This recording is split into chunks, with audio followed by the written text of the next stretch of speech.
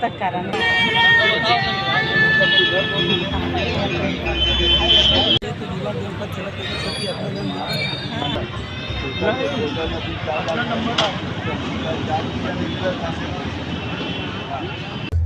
आज 1 साल के विष्णुदेव के बदहाली सरकार की कुछ नाकामी को हम लोग पोस्टर प्रदर्शन का मौन प्रदर्शन आज यहाँ पे जय स्तंभ चौक राजनांदगांव में किए हैं। विष्णुदेव की सरकार 1 साल में अपनी उपलब्धि बता रहे हैं, जबकि उनकी उपलब्धि नगण्य है। पूरे छत्तीसगढ़ में कानून व्यवस्था पूरे चरमरा चुके हैं।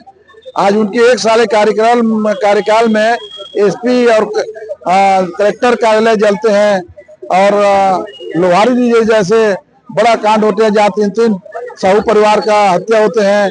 सूरजपुर में पुलिस प्रशासन की उनकी कर्मचारी की पत्नी और उसकी पुत्री का हत्या होते हैं। पुलिस अभिरक्षा में बलरामपुर में फांसी से लटका दिए जाते हैं। अंबिकापुर में किसानों के विरोध के बाद अवैध कटाई कर रहे हैं। ऐसी अनेकों जो उनकी 1 साल के नाकामी हैं, उनको हम लोग आज पोस्टर प्रदर्शन के माध्यम से आज हम लोग आम जनता को बताए हैं। और 1 साल उनकी जो नाकामी है, कहीं पे भी विकास, सबसे अगर अभी छत्तीसगढ़ बनने के बाद सबसे निष्क्रिय और कहा जाए कमजोर मुख्यमंत्री के रूप में हम लोग इसको देख रहे हैं, जिसके बनने से पूरे छत्तीसगढ़ में विकास तो दूर, यहाँ पे आम जनता को परेशानी का सामना करना पड़ रहा है। अभी आप धान खरीदी केंद्र में जाओ, वहाँ धान खरीदने के लिए जगह नहीं है। किसानों को टोकन नहीं मिल रहा है। किसान दर दर भटक रहे हैं। 3100 रुपये के वादा किए हैं, लेकिन 3100 की जगह मात्र 2300 दिए जा रहे हैं।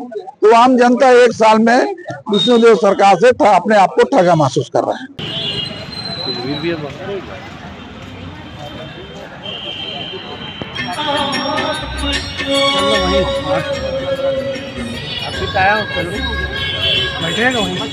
विष्णुदेव सरकार के असफल 1 वर्ष पूरे होने पर ग्रस्त जनता के हित के लिए, उनकी आवाज उठाने के लिए कांग्रेस परिवार ने 7 दिवसीय प्रदर्शन का आयोजन रखा है। आज पहला दिन था मौन धरना। पूरे प्रदेश में जिला मुख्यालयों में मौन धरने का आयोजन रखा गया और पोस्टर के माध्यम से सरकार की असफलताओं को आज प्रदर्शित किया गया है। इसी क्रम में दूसरे दिन महिला कांग्रेस द्वारा पूरे प्रदेश में आयोजन रखा गया है और जनता को सरकार की विफलताओं के बारे में, महिलाओं के साथ हो रहे अत्याचार के बारे में कल बताया जाएगा। उसी क्रम में तीसरे दिन NSUI द्वारा छात्रों के द्वारा आंदोलन किया जाएगा और जो छात्र हित में जो निर्णय नहीं लिए गए हैं, जो आज तक पेंडिंग है छात्रों का, जिससे नुकसान हो रहा है, उसके बारे में NSUI के हमारे कार्यकर्ता, हमारे पदाधिकारी आंदोलन के जरिए उस बात को जनता के सामने रखेंगे।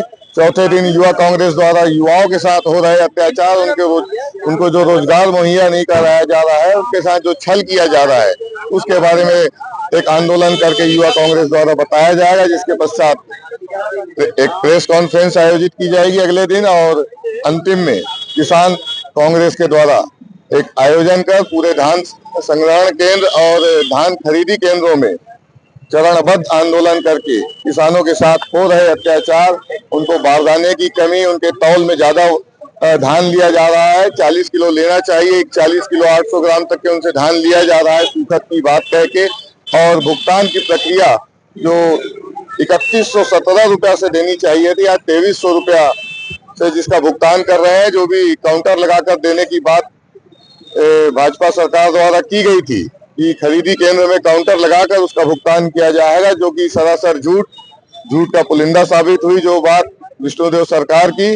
और मिलिंग के क्षेत्र में भी धान के उठाव नहीं होने के कारण खरीदी केंद्रों में धान खरीदी बंद होने के कगार पर है और यहाँ तक कि व्यापारियों ने भी इस सरकार का साथ छोड़ दिया। जिन्होंने साथ दिया था, उनके बहकावे में आकर के उन्होंने जो भाजपा का साथ दिया था, आज वो भी त्रस्त है। भाजपा के कार्यकर्ता, भाजपा के समर्थन में जो मिलर थे, आज वो भी खुल करके अपनी बात कर रहे हैं कि हमको भाजपा सरकार ने ठग दिया।